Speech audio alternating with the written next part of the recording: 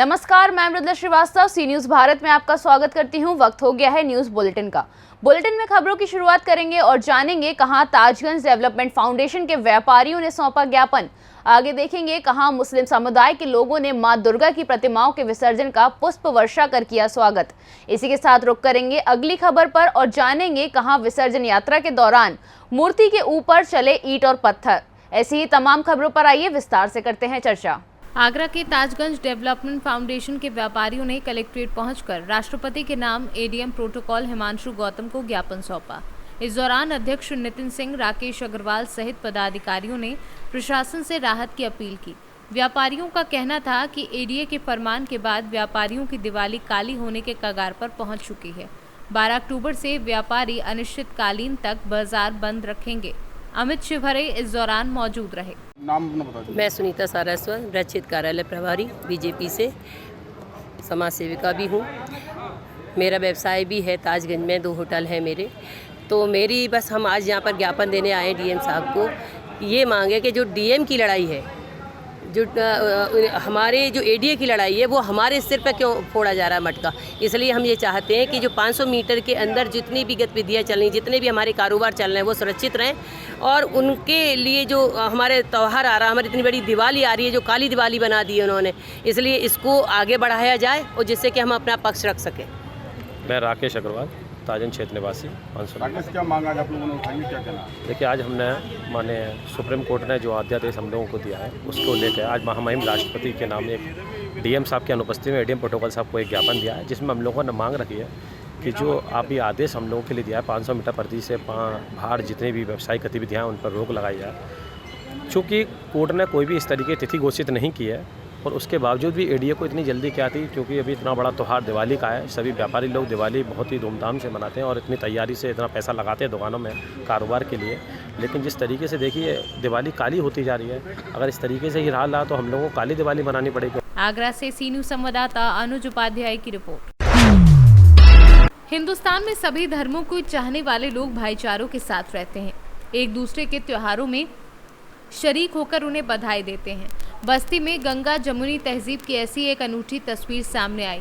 यहाँ अलग अलग इलाकों में कई जगह मुस्लिम समुदाय के लोगों ने दुर्गा विसर्जन के दौरान पुष्प वर्षा से जोरदार स्वागत किया। इस दौरान मुस्लिम समुदाय के लोगों ने गंगा जमुनी तहजीब की अनूठी मिसाल पेश की। बस्ती से सी न्यूज संवाददाता सुशील शर्मा की रिपोर्ट।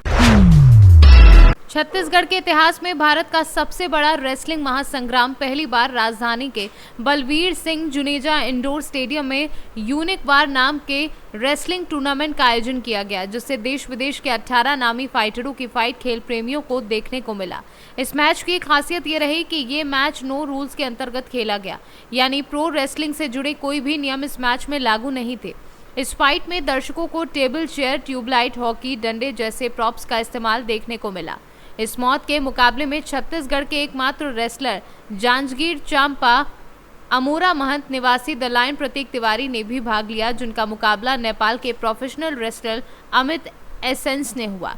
इस मैच में कई इंटरनेशनल फाइटरों को धूल चटाने वाले प्रतीक ने आखिरकार इस मुकाबले में भी अपनी जीत दर्ज कर अपने जिला और प्रदेश का नाम रोशन किया। तो इसमें देश विदेश के बहुत सारे रेसलर्स आए हुए थे। टोटल 18 लोगों के बीच में मैच हुआ था। अमेरिका, ऑस्ट्रेलिया और नेपाल, बहुत सारे जगहों से आए थे और स्टेट से भी थे, दिल्ली, हरियाणा, पंजाब। तो इस प्रकार बहुत सारे रेसलर्स हो गए थे और इसमें डिवर्स रेसलर भी आई थी। तो मेरी जो फाइट थी वो था नेपाल वर्सेस इंडिया और ऐसा था कि वो ओपन चैलेंज मैच था, डेथ मैच था। डेथ मैच में सीन्स ये थे कि आपको डेथ कॉन्ट्रैक्ट पेपर साइन किए बगैर आप नीचे रिंग में नहीं उतर सकते हैं। जब तक रिंग में उतरने के लिए आपको डेथ कॉन्ट्रैक्ट पेपर साइन करना पड़ता, उसमें आपको पिताजी की परमिशंस या आपको मदर की परमिशन चाहिए थी और मैं घर में बताने से झिझक रहा था। फिर मैंने धीरे से पापा को बोला कि पापा मैच ऐसा है कि डेथ मैच है और कोई इंडियन रेसलर्स तैयार नहीं हो रहे हैं, तो मैं प्रिपेयर कर रहा हूँ। तो नेपाल से रेसलर्स तैयार हो रहे हैं, तो उन्होंने एक ही चीज़ कहा, बेटा अगर आप लड़ना चाहते हो तो एक चीज़ हमेशा याद रखना, जैसा हम आपका इंतज़ार करते हैं घर में, उनके मम्मी पापा उनका इंतज़ार करेंगे। मैं ये बात को गांठ बंद करके मैं अपने मैच के लिए प्रिपरेशन करना शुरू किया। मैं वहाँ गया, जाते ही वहाँ 2-3 लोगों के बीच में भिड़ंत हो गई। मेरे और नेपाल के रेसलर के बीच भी भिड़ंत हुई। उसने पीछे से आके एकदम से हाथापाई शुरू कर दिया रूम्स के पास। तो फिर उसके बाद ये हो गया था कि हम लोगों के बीच फाइट्स होनी चालू हो गई। सिक्योरिटी हमारी बढ़ा दी गई, हमको निकलने का मौका नहीं मिला था। उसके साथ साथ फिर नेक्स्ट डे हमारी फ़ाइट हुई। हमारा fight 1-on-1 and first match था। मैच में क्रिएशन ऐसा हो गया कि हम दोनों के बीच में फाइट्स होने की वजह से हमको एक दूसरों को मतलब रूम में बंद कर दिया गया, दूसरे रूम में हाई टाइट सिक्योरिटी के साथ। अब उसके बाद यही पासपोन होते जा रहा था कि सेकेंड मैच है, थर्ड मैच है, फोर्थ मैच है।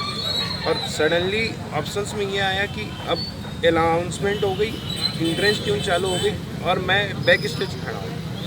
मैंने तुरंत प्रिपरेशन के साथ भागा, रिंग में पहुँचा। फिर लाइफ में एक ही चीज़ सोचा, छत्तीसगढ़ को कभी हारने नहीं दे सकता। चोटें भी बहुत आई आपको लगी ये एक्चुअल में सर जैसे मैंने बताया कि ये नो रूल्स मैचेस थे।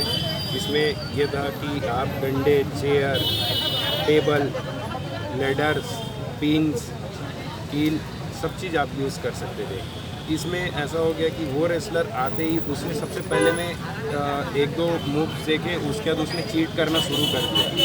चीट करने के साथ साथ जब मैं डाउन पड़ा उसने पिन उठाया और पिन सीधा मेरे बैक पे चुभा दी। छत्तीसगढ़ से सी न्यूज़ संवाददाता भूपेंद्र यादव की रिपोर्ट। महाराजगंज जिले के नौतनवा के फ्लिपकार्ट गोदाम पर हुए भीषण चोरी का आज पुलिस क्षेत्राधिकारी नौतनवा ने खुलासा किया। कल सुबह पुलिस को सूचना मिली कि फ्लिपकार्ट गोदाम पर चोरी हुई है। मौके पर नौतनवा क्षेत्राधिकारी पहुंचे और डॉग स्क्वाड की टीम के साथ साथ एसओजी की टीम तथा सनौली और नौतनवा की पुलिस जांच पड़ताल में जुट गई थी। सर, आज किस घटना का खुलासा किया गया है? कल दिनांक 10 अक्टूबर को जो नौतनवा कस्बा में बाईपास के पास फ्लिपकार्ट के गोदाम में जो चोरी हुई थी, उस चोरी के संबंध में आज ये खुलासा किया गया है, जिसमें 4 अभियुक्तों को गिरफ्तार किया गया है, जिनके नाम क्रमशः प्रिंस मजवार, सतीश विश्वकर्मा, दिलीप यादव, कार्तिक जायसवाल हैं। ये सब लोग नौतनवा में टेम्परेरी या परमानेंट रूप से रह रहे थे और इनके पास से जो भी सामान गायब हुआ है उसकी पूरी बरामदगी हुई है। सर, कितना अमाउंट लगभग नगद मिला है और कितनी मोबाइल? लगभग 11.25 लाख के आसपास, जिसमें कि 30,000 नेपाली करेंसी भी है। 11.25 लाख के आसपास कुल इंडियन करेंसी में बरामदगी हुई है। इसके अतिरिक्त कुल 64 पैकेट फ्लिपकार्ट के बरामद हुए हैं, जिसमें मुख्यतः आईफोन तथा और महंगे मोबाइल हैं तथा कुछ अन्य सामान भी पाए गए हैं। सर, क्या इन लोगों का कोई आपराधिक इतिहास भी रहा है पहले? इनका कोई आपराधिक इतिहास नहीं रहा था। ये लोग उसी कंपनी में काम करने वाले गोदाम के जो हब इंचार्ज थे, पूरा उनके लीडरशिप में ये पूरा काम हुआ। उनके द्वारा इन 4 लोगों के द्वारा षड्यंत्र रचा गया, जो 4 लोग जिनके नाम बताए गए। महाराजगंज से सी न्यूज़ संवाददाता अंगद शर्मा के साथ श्रवण यादव की रिपोर्ट। सुल्तानपुर में ऐतिहासिक दुर्गा पूजा महोत्सव के दौरान बल्दीराय में सांप्रदायिक दंगे की स्थिति बन गई। मस्जिद के सामने अराजक तत्वों ने डीजे बजा रहे लोगों पर पथराव कर दिया। सांप्रदायिक हिंसा में आधा दर्जन लोगों को चोटें आई हैं। कई थाने की फोर्स मौके पर भेजी गई। जिलाधिकारी और पुलिस अधीक्षक मौके पर पहुंच गए। जिले के बल्दीराय थाना क्षेत्र से ये पूरा मामला जुड़ा हुआ है। मस्जिद के निकट डीजे बजाने को लेकर दोनों पक्ष आमने सामने आ गए। दोनों पक्षों में विवाद बढ़ा और पथराव शुरू हो गया। डीजे बजाने वाले पक्ष से लगभग आधा दर्जन से अधिक लोग लहूलुहान हो गए, जिन्हें गंभीर स्थिति में प्राथमिक स्वास्थ्य केंद्र ले जाया गया। कुछ पुलिसकर्मियों के भी जख्मी होने की बात सामने आई है, जो बचाव करने पर मौके पर मौजूद थी। हाँ, इसमें हमारे 2 पुलिसकर्मी हमारे घायल हुए थे। कुछ 8-9 पब्लिक के लोग इसमें घायल हुए थे और जिसमें 2 पुलिसकर्मी भी हैं। FIR दर्ज हो गई हैं, गिरफ्तारी चल रही हैं। लगातार 5 टीमें गिरफ्तारियों के लिए निकली हुई हैं और शाम तक काफ़ी संख्या में गिरफ्तारी हो भी जाएंगे। अब तो 8 गिरफ्तार हो चुके हैं। जितने भी ऐसे व्यक्ति हैं जिन्होंने इसको साया खुद किया, इसके पीछे हैं, एक को चिन्हित किया जा रहा है और सबके खिलाफ कार्रवाई होगी, बहुत स्ट्रॉन्ग कार्रवाई होगी। सुल्तानपुर से सी न्यूज़ संवाददाता जगन्नाथ मिश्रा की रिपोर्ट। अमरोहा नगर के रहने वाले अमरोहा के विधायक पूर्व कैबिनेट मंत्री महबूब अली के आवास पर आज नेताजी मुलायम सिंह यादव के निधन के बाद शोक की लहर दौड़ गई। नेताजी मुलायम सिंह यादव के चित्र पर पुष्प अर्पित करते हुए महबूब अली ने कहा कि नेताजी मुलायम सिंह यादव समाजवाद के सच्चे सिपाही थे। उन्होंने ही समूचे भारत को समाजवाद का संदेश दिया। आज वो शख्सियत हमारे बीच में नहीं है जिन्हें उनकी आज़ादी के बाद जिन्हें नेताजी के नाम से संबोधित किया जाता था। इस देश में किसानों की, गरीबों की, पिछड़ों की, अल्पसंख्यकों की, मुल्क की मजबूती के लिए, लोकतंत्र को मजबूती के लिए, संविधान को बचाए रखने के लिए जो लड़ाई लड़ी थी, आज वो हमारे बीच में नहीं है। उन्हें हम श्रद्धांजलि अर्पित करते हैं और अल्लाह से दुआ करते हैं कि उनके परिवार को जिस क्षति का से भरने के लिए दुआ करते हैं अल्लाह से।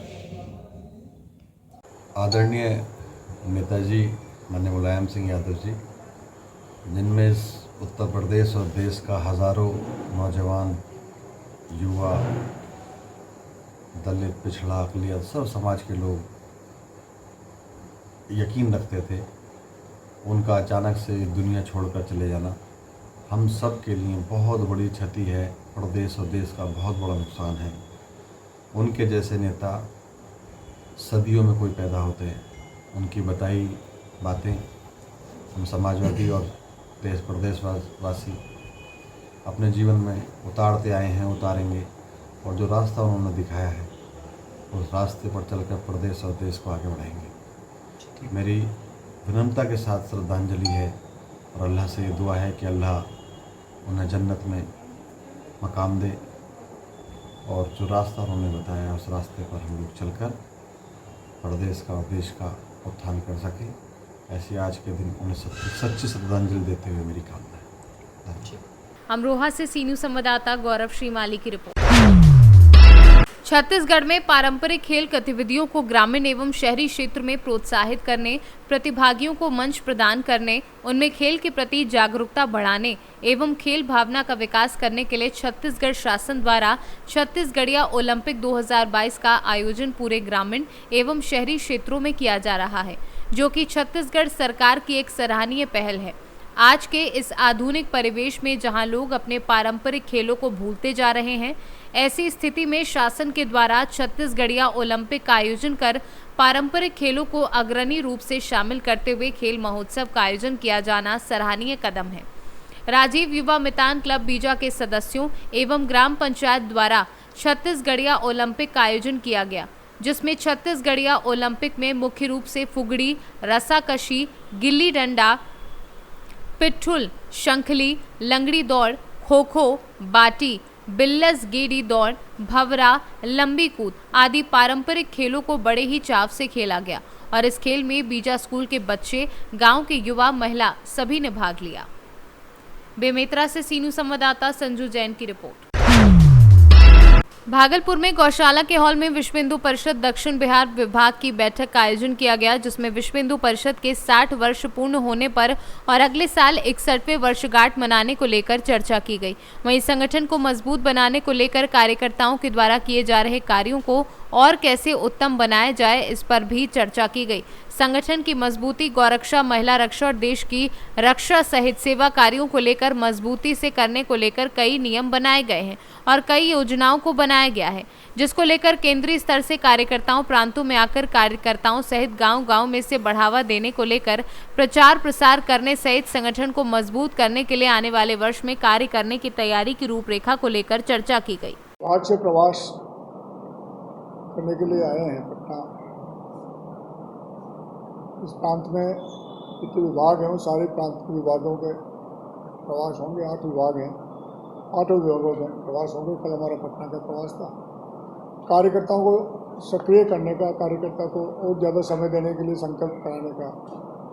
इसमें पूर्णकालिक कार्यकर्ता निकलेंगे अगले वर्ष में, और वो पूरा समय निकाल के, कोई 15 दिन के लिए निकलेगा, कोई 1 महीने के लिए निकलेगा, कोई वर्ष भर के लिए निकलेंगे।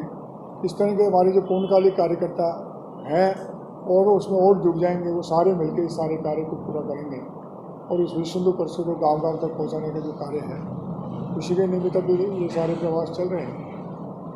केंद्र की क्या योजना है, कार्यकर्ता को क्या करना है, ये सारी जानकारी देने के लिए हम सब लोग पूरे भारतवर्ष में कार्य करते हैं। जैसे महीना और आगे उसको मार्गदर्शन करने का कार्य कर रहे हैं, योजनाएं बढ़ाने का कार्य कर रहे हैं। ये सब कार्य अगले वर्ष स्थापना दिवस के रूप में 60 वर्ष के रूप में मनाया जाएगा, क्योंकि विश्व हिंदू परिषद की स्थापना 60 वर्ष हो गए, इसलिए अगला वर्ष जो है हमारा 60 वर्ष के रूप में मनाया जाएगा। गांव गांव तक विश्व हिंदू परिषद का कार्य पहुँचे, समितियां बने, संगठन का कार्य आगे बढ़े और उसके जो परिणाम आएंगे उसमें हिंदू रक्षा है, मातृशक्ति की रक्षा का कार्य है, गौ रक्षा का कार्य है, सेवा के अनेक कार्य हैं। ये सारे कार्य भी नीचे तक पहुँचे।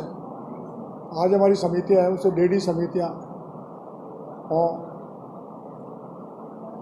सेवा कार्य जितने हमारे आज हैं वो सारे वो भी ज़्यादा बढ़े। परावर्तन के जितने कार्य चलते हैं वो सारे कार्यों का कार्य आगे बढ़े।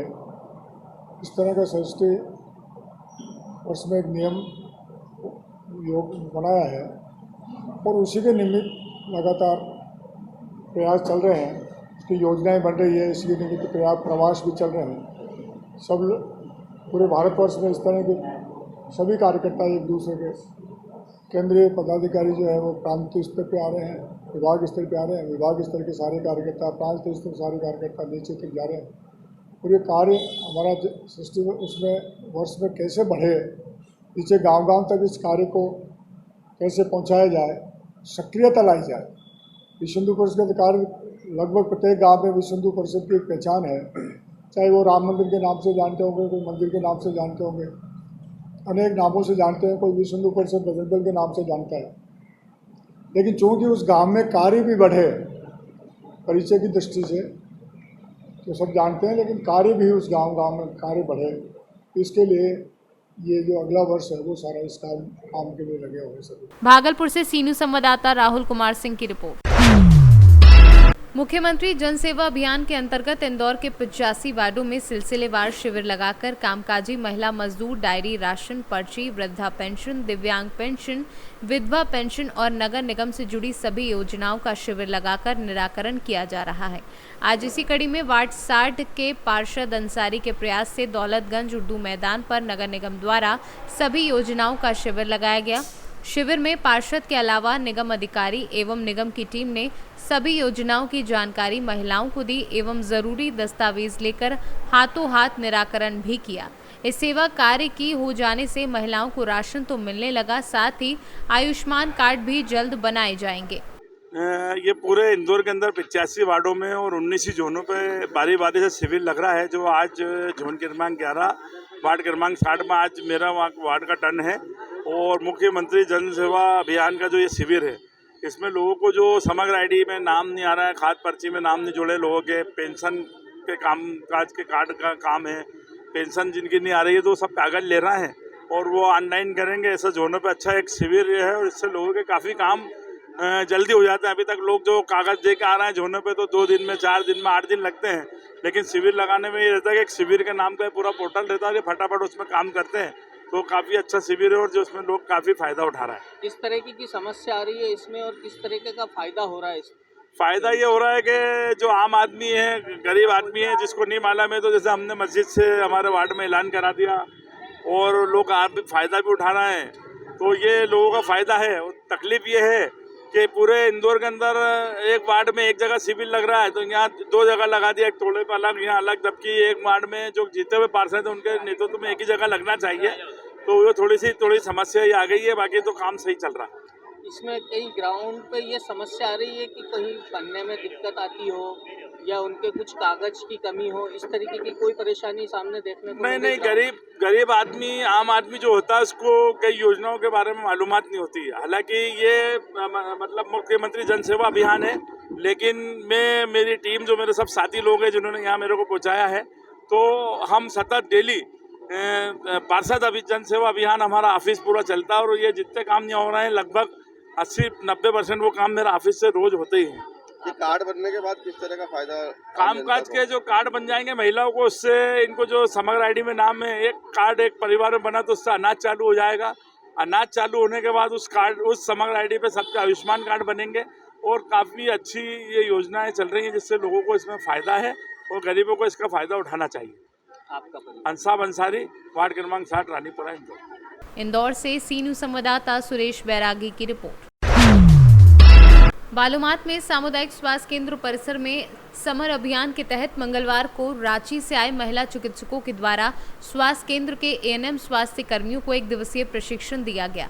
बता दें कि 1 दिवसीय प्रशिक्षण में रांची रिम्स से आए महिला चिकित्सकों के द्वारा एएनएम महिलाओं को कई तरह के महिला और बच्चों में होने वाली बीमारियों से बचने के उपाय बताए गए और साथ ही साथ कुपोषित, एनीमिया जैसे कई अन्य बीमारियों से ग्रसित बच्चों और महिलाओं को चिन्हित कर पूरी दवा देने की बात कही गई।